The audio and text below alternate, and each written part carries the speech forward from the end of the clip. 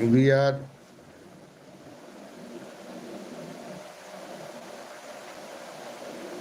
connected today for the online class on protein and the two aspects, that is the configuration and bonding nature of proteins, are discussed today in present live class. So kindly represent the presence and give me message, the students who are connected. Kindly give the message and मेरी आवाज़ अगर पहुंच रही हो तो message कर दें, मैं कंफर्म हो जाऊं कि मेरी क्लास आप लोग तक पहुंच रही है. And I welcome all of you, the students connected today in the live class.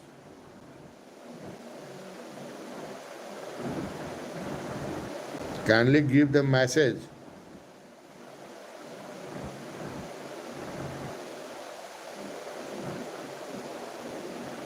मेरी आवाज़ अगर पहुंच रही है तो आप कंफर्म करें.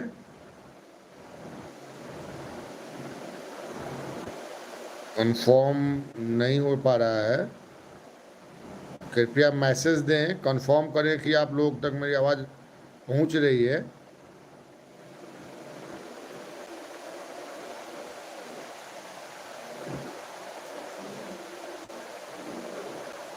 मेरी आवाज़ पहुंच रही है आप लोगों तक.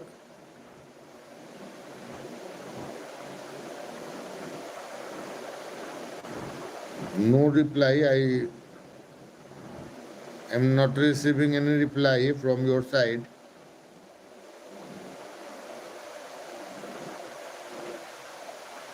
Of course, as I see, the 19 students or 19 viewers are connected.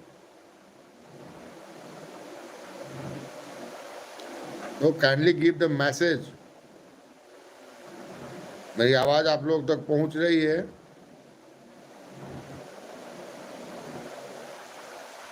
Probably it is very difficult to understand that I am audible or not.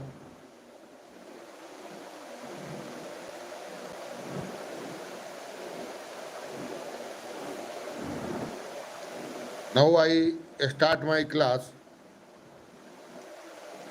and today the topic is protein, configuration and bonding nature.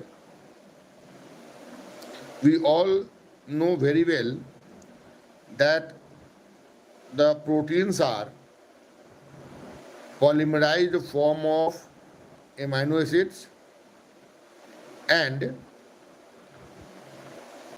primarily 20 types of amino acids are associated with the protein synthesis.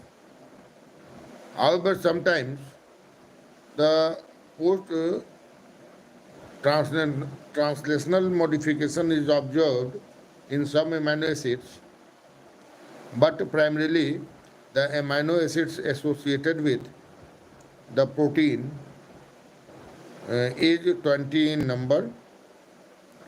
And as we all know very well that the common formula or common structure formula for the amino acid is NH2C HCOHR. That means here the first carbon is associated with the both carboxylic and amino functional groups, and one bond of the carbon is associated with the hydrogen and other group of other valency of carbon is neutralized by the chain of the alkyl group. So it is represented as R, and two amino acids particularly, the glycine and proline, do not follow the common structural representation of the amino acids, because in glycine the R is replaced by H, and in proline it is present in the iminophore. So, but as a whole, the alpha carbon of the amino acid has um, both amino and carboxylic groups, and the during the polymerization, carboxylic group of associated with the alpha carbon of first amino acid is associated with the amino group of the alpha carbon of second amino acids, and in this process one H2O is released and a bond is formed here known as polypeptide bond. So the polypeptide bond is primarily responsible for the polymerization of amino acids and formation of proteins. And the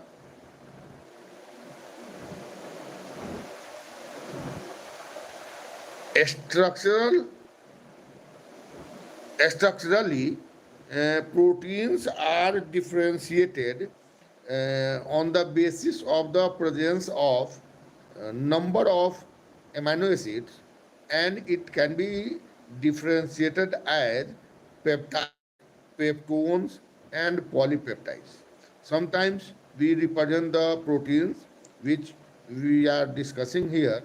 Then what is the difference between the peptides and polypeptides and proteins? So primarily, the organizational structural organization of protein is differentiated into peptides, peptones, and polypeptides, and the number is if the number is 2 to 20 amino acids, they are represented as the peptides, and if the number is more than 21 but up to 50, it is referred as polypeptides. In some books, the polypeptide is represented up to the 21 to 50 is referred as peptones, and the peptide is considered as the more than 100 amino acid residues in number. So it is primarily we consider these fundamental facts, and we all know that the protein is one of the significant biochemical macromolecules of the living system, because proteins play diversified role in the biological system, from uh, structural to catabolic activities to signaling system to messenger system. So there are a number of functions are associated with the proteins in the living system or in the living world. Now, in the living system, some amino acids are considered as nutritive essential amino acids, because these amino acids uh, do not synthesize commonly by the living system, or particularly in the man. I am asking in the condition of the man, not for the microbial populations.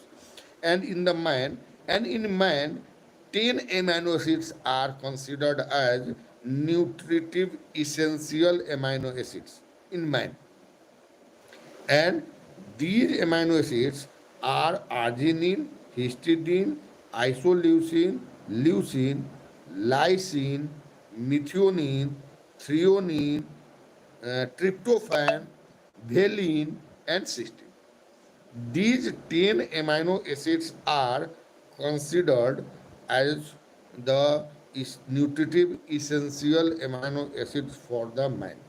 Because we all know very well that the amino acids are used for the synthesis of proteins, and these proteins have number of functions because it is associated with the growth, it is responsible, or it acts as the enzyme, or it is responsible for the transportation of the molecules. Of course it is that is the carrier molecule of some essential components. Sometimes they are responsible for the growth and development, in sometimes it is the structural component. So the function of the amino acids are diversified. Here we the specific bond related with the protein is peptide. But some other type of bonds are also present which are responsible for the configurational setup of the proteins. And that particular proteinous configuration is associated with the specific function of protein molecules. So we are going to discuss here the configurational structure and the bond associated with the protein, and the proper understanding of the proteinous configurational setup of the protein and the bonding nature are necessary for the uh, better understanding of the Ramchandran plot which is present in your syllabus. And the Ramchandran plot is also significant. The topic Ramchandran plot is also significant for the NET and JRF examination. So before going to the all these concepts, I am describing here that the proteins can be classified on the basis of solubility, shape, and chemical composition. The proteins are differentiated or classified in different groups on the basis of the solubility, shape, and chemical composition. And on the basis of the chemical composition, the proteins are primarily differentiated into simple proteins and conjugated proteins. In simple proteins, the simple proteins are exclusively formed by the amino acids. But in the conjugated proteins, some non-proteinaceous components are also present in addition with the amino acid residue. That means the proteinous component and non-proteinous components both are present in the conjugated proteins, whereas in the simple proteins only amino acids are present. If we consider the percentage of the elements present in the simple proteins, it is well known that the percentage of the carbon, oxygen, nitrogen, hydrogen, sulfur. These are the elements present in the proteins.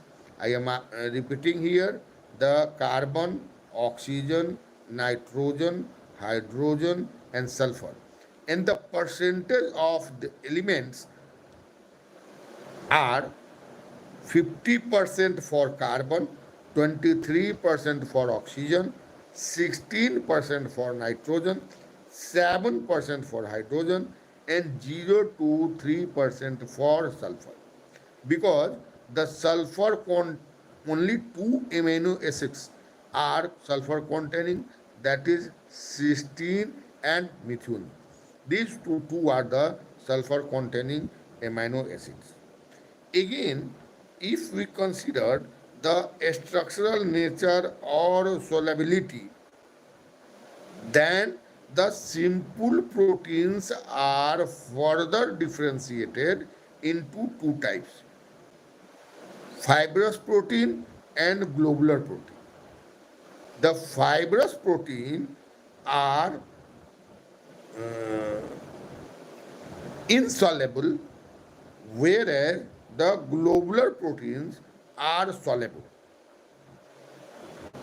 The example of the fibrous proteins are collagen, elastin, keratin, myosin, osin. All these components are the fibrous protein. Collagen is present in the connective tissue. Elastin is also presented in the connective tissue, that is the yellow fiber. Collagen is the part of the white fiber. Keratin is present in the hair, hooves, nails like this. Myosin is present in the muscle, and osin is present in the bone. So all these are the example of the simple protein and formed by the only amino acid components. Second one, that is the globular protein, and the globular proteins are soluble. And the example of globular proteins are albumin, globulin, histidine, protamines, glutenins, and prolamines. All these components are the example of globular proteins.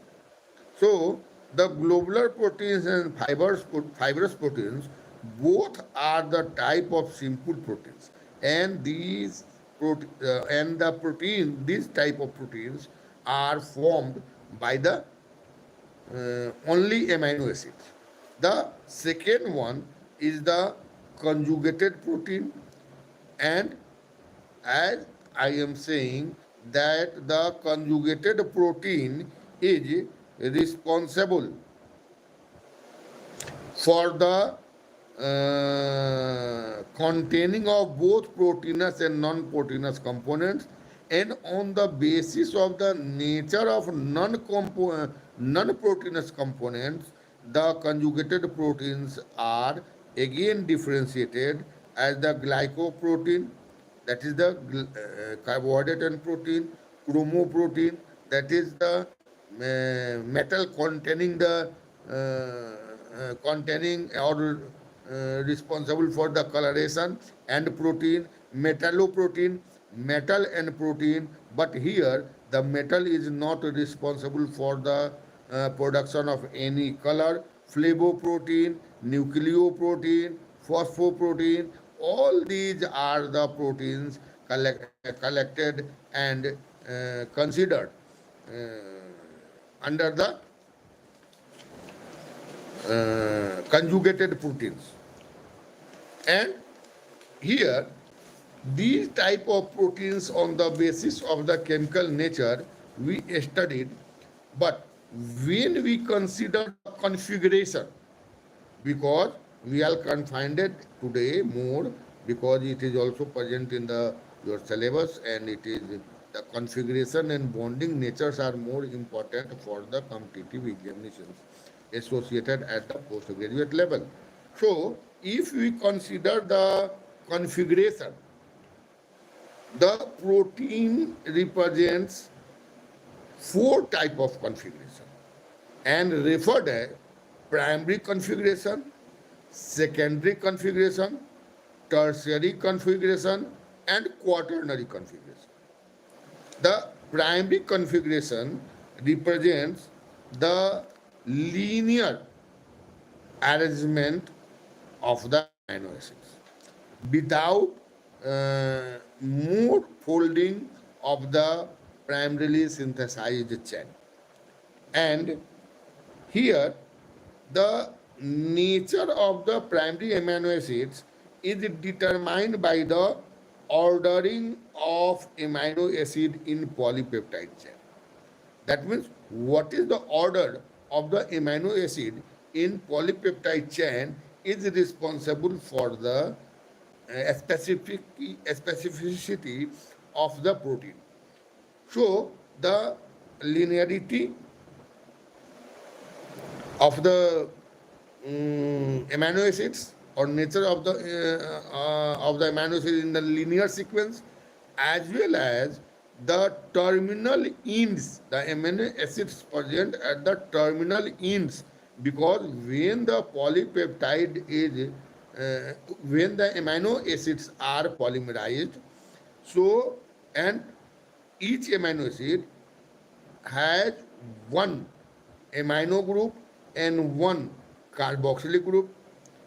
I am just saying that the carboxylic group of the alpha carbon of one amino acid is associated with the amino group of the subsequent amino acids by removing one molecules of water, and it is responsible for the formation of polypeptide bond.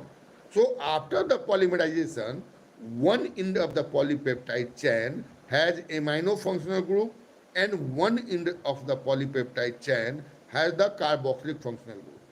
So the polypeptide chain has both ends, two ends. One end is referred as the amino terminal and another end is referred as the carboxylic terminal. So the nature of the protein is differentiated on the basis of the presence of amino acids at both ends, as well as the linear sequence of the amino acids. So, when we want to study the nature and differentiation of the amino acids, there are a number of methods which are recommended in the tools and techniques section of the your syllabus. So, here the ordering is responsible for the study of the different types of amino acids. And the primary configuration of the protein represents the folding in some polypeptide chains or in some proteins, and after the folding they represents further modifications and the next stage of the configuration.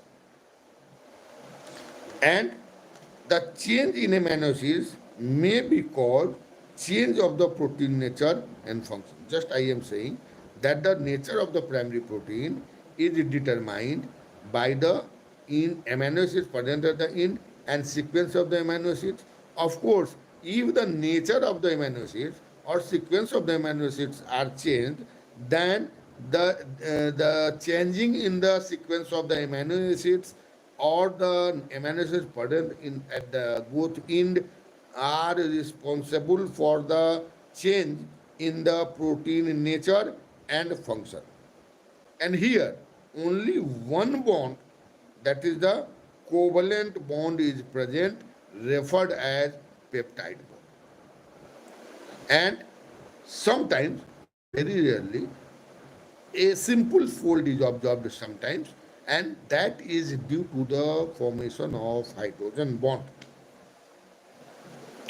Now, if we consider the secondary configuration, the secondary configuration of the protein is formed by folded structure,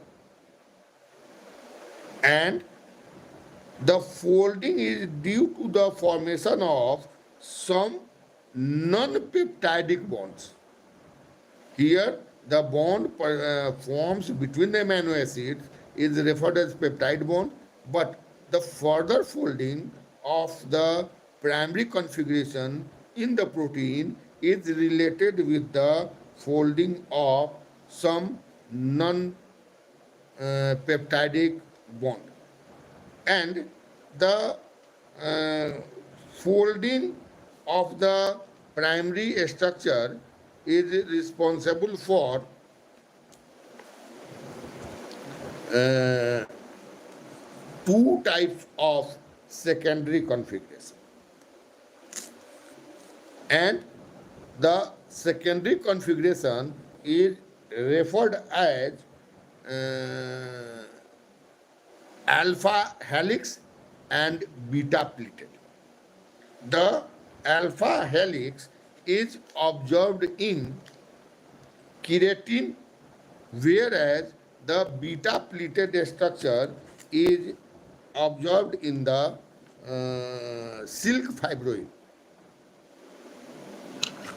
The most common form of coiling in the secondary configuration is right-handed alpha helix. That is the coiling like this. If you observe the spring of the cycle or anything, a spring, that spring-like structure is represented, and that spring-like structure is referred as alpha helix. And that helix and the movement of the coiling of the protein is observed at the in the right hand direction. Only the right-handed alpha helix exists in nature. And since it is far more stable than the left-handed helix. Of course, it is the possibility of the left-handed folding of the alpha helix, but since the right-handed alpha helix is more stable than it is present in the natural condition, but sometimes the left-handed helix is also observed, and particularly in the form of L amino acids. If it is formed by the present, the secondary structure is present due to the L amino acids. In this helical form, there are, if it forms the helix like a spring, in this helical form, there are 3.6 amino acids residues per turn. If one turn is completed, it contains incomplete 4 amino acids, that means 3.6 amino acids per turn. The ring along the axis, if you consider an axis, in just you pass a pencil or a pin, long needle around a spring, that is the axis. And if we study the pitch, the extension from the axis, it is referred as the pitch, and the ring along the central axis is 1.5 angstrom per residues or 5.4 angstrom for the pitch. So it is the structure of the alpha helix. Here, the alpha helix is formed by the hydrogen bond, is formed by the secondary formation of the hydrogen bond. And the hydrogen bond in this structure, in the second alpha helix, the hydrogen bond is formed by intramolecular attachment, and it is formed between amide nitrogen and carbonyl oxygen, that is NH, amino group, H of the amino group and O of the COH group, that is responsible for the formation of hydrogen bond. That because one is the electropositive and one is the electronegative. That association of the electropositive nitrogen and electronegative hydrogen, that is the H associated with the electropositive nitrogen and H associated with the electronegative oxygen, that both components are responsible for the formation of the hydrogen bond. that in between the 8H associated with the amino group is associated, that is the, it represents the partial charge of the positive, and that partial positive charge is associated with the partially developed negative charge of the O present and the COH group. So here the amino acid, it is these functional groups of the amino acids present in the alpha helix are responsible for the formation of hydrogen bond, and it is one fourth first amino acids and then the subsequent fourth amino acids are involved in the formation of the hydrogen bond. So the turn is the fourth is present at the turn, and here it is represented incomplete four amino acid turn, that is 3.6 amino acids per turn. It is the nature of the alpha helix. Although the hydrogen bond is fairly weak, it is clear that although the hydrogen bond is fairly weak, it is a weak hydrogen bond. So the more number of the hydrogen bonds, large number of the hydrogen bonds are involved in the maintenance of this structure. So the large number of hydrogen bonds are formed in the alpha helix to stabilize the alpha helical structure. All the amino acid chains are accommodated onto the alpha helix since their side chains propagate away from the coil. The amino acid, but one thing it is, remember here, it is important for the examination that two amino acids, that is proline and hydroxyproline, do not fit for the normal helical structure, and they have difficulties in the formation of the hydrogen bond due to the immuno nature, and in this condition it is responsible for the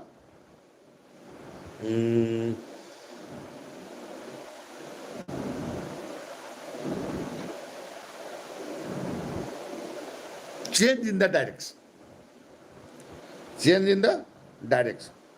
And so in the alpha helix form,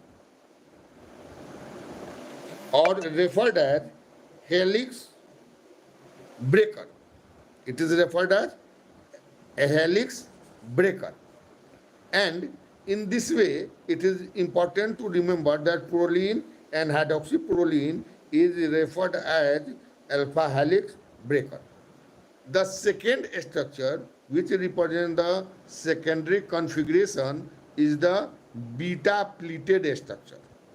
As I say, the beta pleated structure is associated with the silk fibroin. Here, the beta pleated structure is sheet-like. Just you fold a narrow cardboard in the folded structure from upper side, lower side, like this. And in this way, it appears, the cardboard, it appears like a ladder-like structure. That one, the bottom of the ladder represents the two polypeptide chains. So this result from the hydrogen bonding between the two chains of the polypeptide, and the polypeptide chains may be parallel or may be anti-parallel. Here, in the parallel chain beta pleated sheet, the N atoms, that is the nitrogen atoms, point in the same direction, while if the orientation is parallel, it is less favorable, because the orientation of the NNH are NNCOH are NH and COH are in the opposite direction. Here, the B configuration is formed in fibrous protein. Both alpha keratin and beta are present in the fibrous protein. So in the fibrous protein, the anti-parallel structure found in the silk fibrin. In silk fibrin, anti-parallel structure is present, and it is generally polymerized form of the six unit amino acids, and that six amino acids are responsible for the beta pleated structure. So these are the two configuration, two types of configuration represented by the proteins, and the proteins are considered, the secondary proteins are considered as the represented as the 2-degree proteins. That is the 2-degree proteins or secondary proteins. Here again, the secondary proteins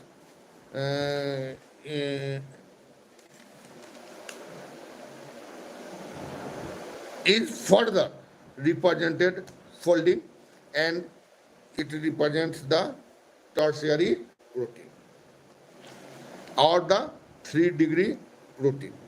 In the 3-degree protein, further folding is observed.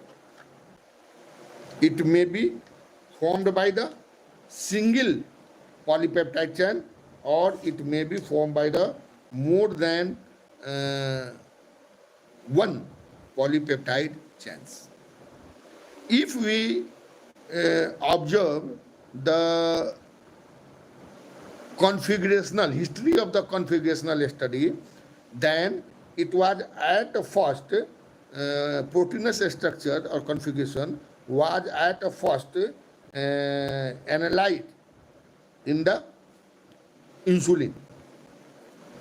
In the insulin, and in 1951 by the Sanger. In 1951 by the Sanger. And in the insulin we consist of 51 amino acid residues, in which it is derived from in which two chains, one of the 21 amino acids and one of the 30 amino acids are present.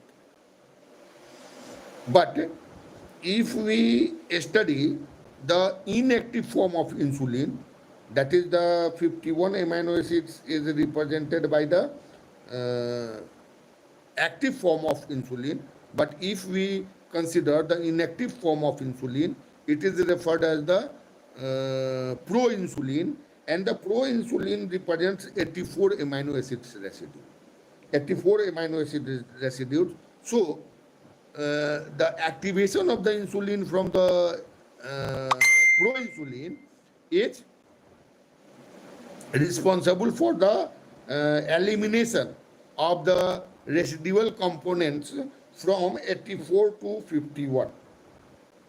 And here the chain is referred as alpha chain and beta chain.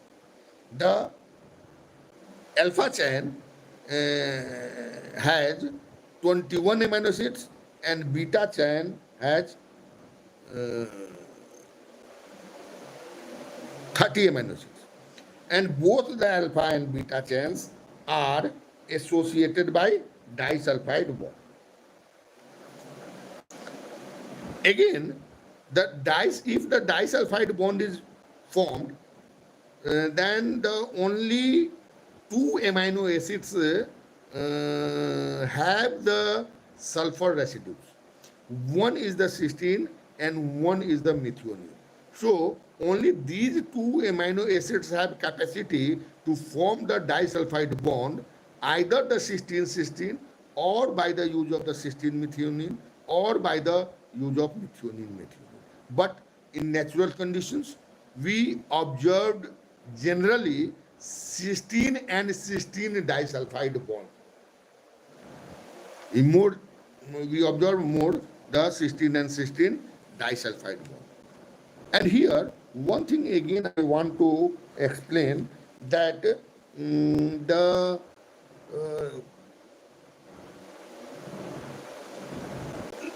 limited the conditions which is responsible for the differentiation of polypeptide chains and proteins. And here, there is a sharp dividing line between peptides and proteins. It is a very sharp line defined.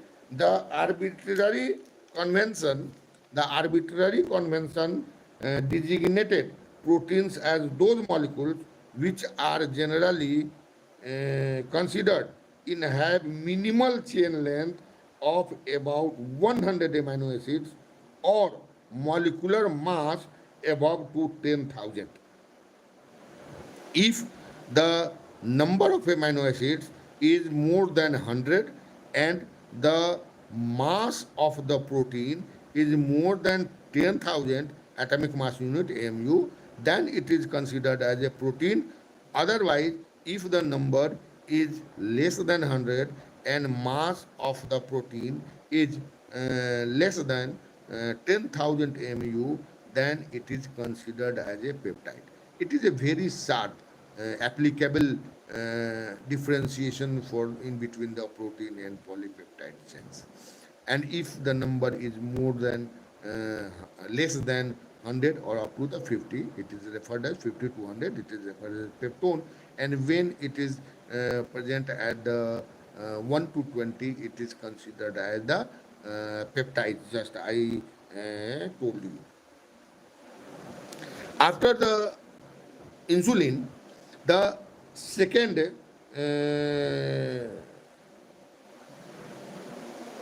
protein or polypeptide explained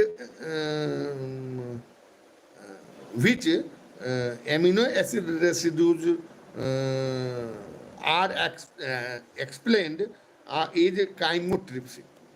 And the chymotrypsin is composed of 246 amino acids, and it is linear chain inhaled in a definite shape by 5 disulfide bonds. So here the disulfide bonds both in the proteins and in the insulin, both in the insulin and chymotrypsin are responsible for the further folding in addition with the hydrogen bond and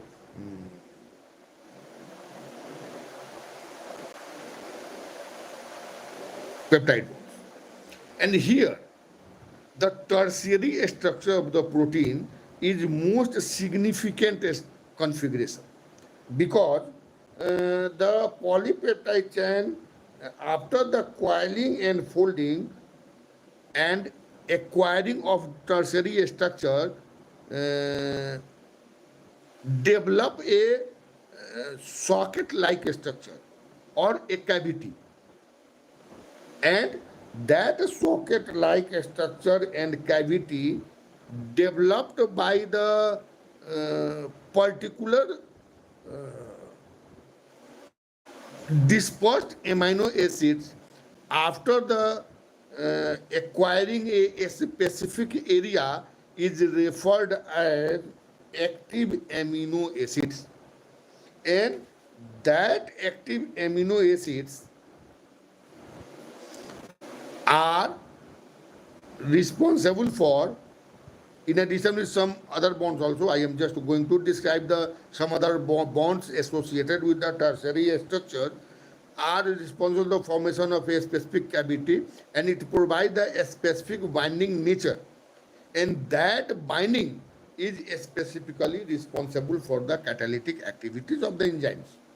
So mostly the enzymes are present in the tertiary configuration of the proteins.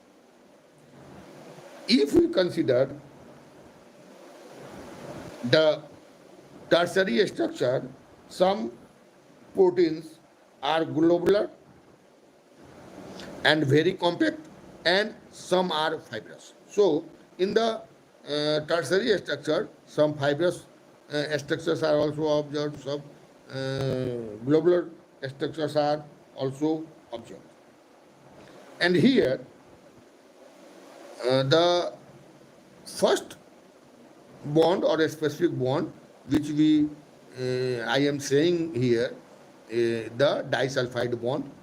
The disulfide bond A is formed between, just I am saying, between the two cysteine, either the two amino acids are present, that is the cysteine and methionine, sulfur, both are the sulfur containing amino acids.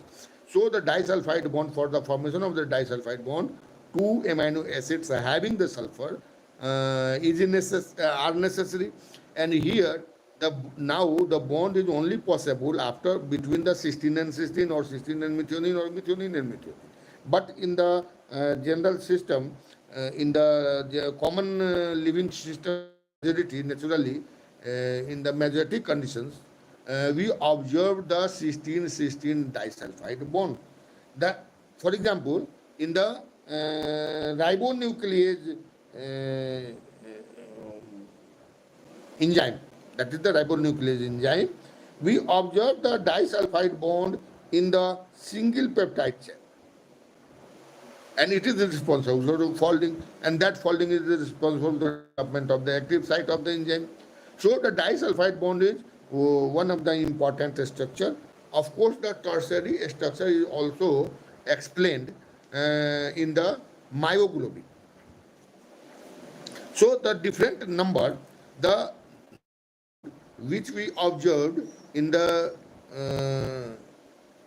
tertiary structure, of course it is also observed in the secondary structure, is the hydrogen bond. Sometimes at the very small sites, it is also observed in the primary structure. So the next important non-peptidic bond is the hydrogen bond. And the hydrogen bond can be formed by sharing hydrogen between amide nitrogen, I am just saying, and carbonyl oxygen of the polypeptide bond, because here the hydrogen associated with the amide nitrogen represent the partial positive charge, and the carbonyl oxygen represent the partial negative charge. So it is the condition is responsible for the development of the hydrogen bond. And in the polypeptide chain, the side chain of asparagine, of course, some other are amino acids have also the property and responsible for the formation of the hydrogen bond. But here I am just representing that the side chain of the aspartic and glutamic acid, serine and threonine can all form hydrogen bonds. You must remember the name of the amino acids. I am again saying that the side chains of aspartic, that is the R. I just say you that the amino acid has one alpha carbon, the amino acid has one alkyl group, one carboxyl group, one amino group, and one hydrogen. That is the 4 valency of the alpha carbon. It is saturated in this way. And here, except in the proline and glycine. And here, R represents the side chain of the amino acids, or R represents the side chains of the protein. And here, the side chain of the aspartic and glutamic acid, serine and threonine can form the hydrogen bond. The next bond observed is the ionic or electrostatic bond. And we all know very well that ionic bond is formed after the transfer of electron from one to another component, chemical. And here there are formed the ionic or electrostatic bond are formed when an acid and a basic amino acids are ionized and lie close together. And we all know very well that there are two, aspartic acid and glutamic acid are acidic group, have acidic group, and three amino acids, that is the histidine, lysine, and asparagine, glutamine, and one thing more, asparagine probably. I just forget the part. These 5 amino acids have the basic group. Histidine. These 5 amino acids have the basic group.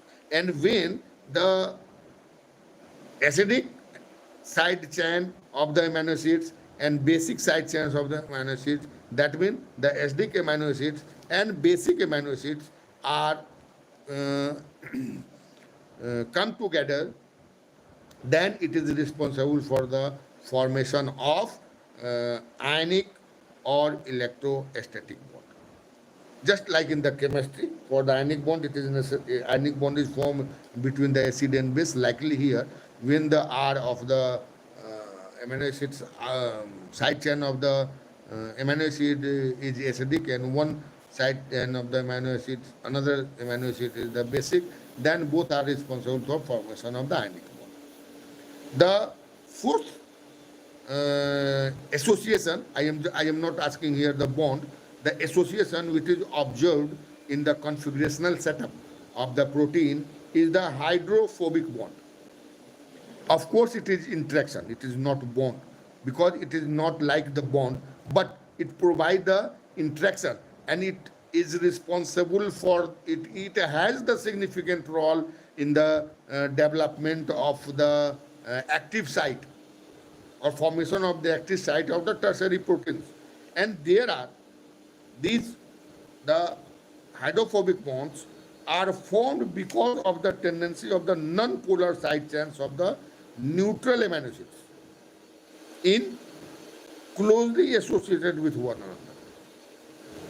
When the protein molecule is submerged in the water, because the side chain is non-polar, it is not polar, it is non-polar, and when it is submerged and present in the aqueous medium, there is a tendency to expose a maximum number of polar groups to the surrounding medium.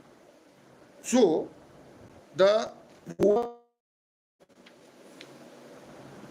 projects outward in the aqueous medium, and non-polar groups moves inward, and that movement of the a specific movement of the polar group outward and non-polar group inward are responsible for the development of a specific configuration. And sometimes it provides significantly the site for the development of the catalytic or active site of any enzymes. And here, the association is not due to any specific bond, but due to the nature of the polar and non-polar alkyl groups present in the protein, and they behave in the water bodies, in the aqueous medium. So it is referred as the hydrophobic bonds. Now, in the tertiary structure, sometimes more than one polypeptide chains are also present. Sometimes one polypeptide chain is present. The more than one polypeptide chains are explained of course, it is present in the explained in the, and here it is present in the another form which represents the tertiary structure, has the catalytic activity. So I am asking here the enzyme, that is the chymotrypsin. And in the chymotrypsin, it represents the tertiary structure, and it has the 3 polypeptide chains. All 3 polypeptide chains are associated by the disulfide bond and form a folded structure by the development of the subsequent non-polypeptide bonds, and represent the tertiary structure. Now, the next configuration of the polypeptide chain, of the protein is the quaternary structure. And in quaternary structure, they represent the 2 or more polypeptide chains. they represent the two or more polypeptide chains. They may associate to give rise to the quaternary structure. They are associated. Sometimes, if they are dissociated, they represent the separately the tertiary structure, but the tertiary structure, when associated, they represent the quaternary structure. If the protein consists of identical unit, here that is the two units and commonly known as the subunits, as we observe in the case of the hemoglobin, because they are the two subunits, and if the subunits are same in nature, here we have observed that in some quaternary proteins the subunits are similar, whereas in other subunits, in other quaternary proteins, the subunits are different. Then, if the protein consists of the identical units, it is said to be have a homogeneous quaternary structure, like the H4 and M4 of the lactic dehydrogenase enzyme. And in the phosphorylase enzyme. In both, they represent the homogeneous quaternary structure. In other way, if the units are dissimilar, as in the hemoglobin, we observe the alpha chain and beta chain. That means they are dissimilar. If the units are dissimilar, the protein is said to have a heterogeneous quaternary structure, as we observe in the hemoglobin.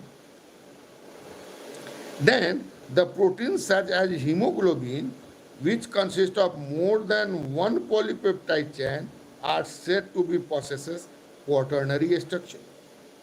Proteins having this type of enzyme are said to be oligomers, because there are two types, oligomers and subunits.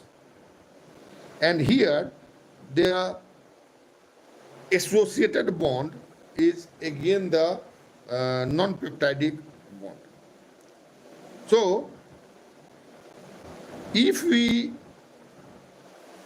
study the different natures of the primary protein, secondary protein, and tertiary protein, we observe that main structure or the framework of the protein in any condition is developed by the polypeptide chain, primary polypeptide chain, or by the amino acids, or by the formation of the peptide bonds. And then the primary structures folded and further folded, and they are responsible for the specific configuration. And that specific configuration has significant role in the metabolic activities or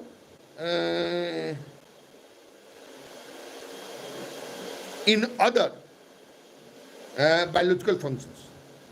And the specific folded unit of any protein which has the specific structure, organization, and functional activity is referred as domain. That domain system of organization is highly significant nowadays in the research, because the variation in the domain and neutralization of the dominic structure is responsible for the losing of the biological properties of the protein. So that is most important. In another way, there are considered today, we are considered today as the evolutionary and functional building blocks of proteins. Many proteins, particularly enzymes, are associated with organic or elemental components of activity and stability. So, it is not only related with the structural insight, but with other parts of metabolic activities, as well as it also represented the configurational setup also represented the nature of the evolutionary significance or evolutionary biology. So, the configuration and analysis of the protein for analysis of the configurational and analysis of the protein and the dominic and non-dominic structures are significant for the further research and study. So, I am thankful to all viewers who are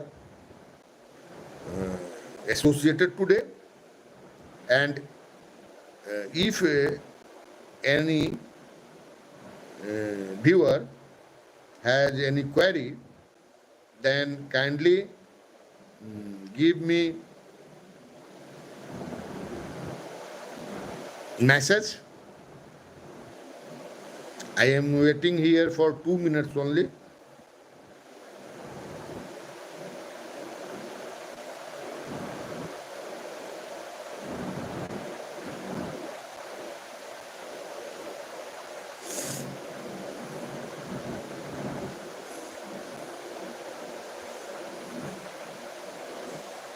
If any have any question,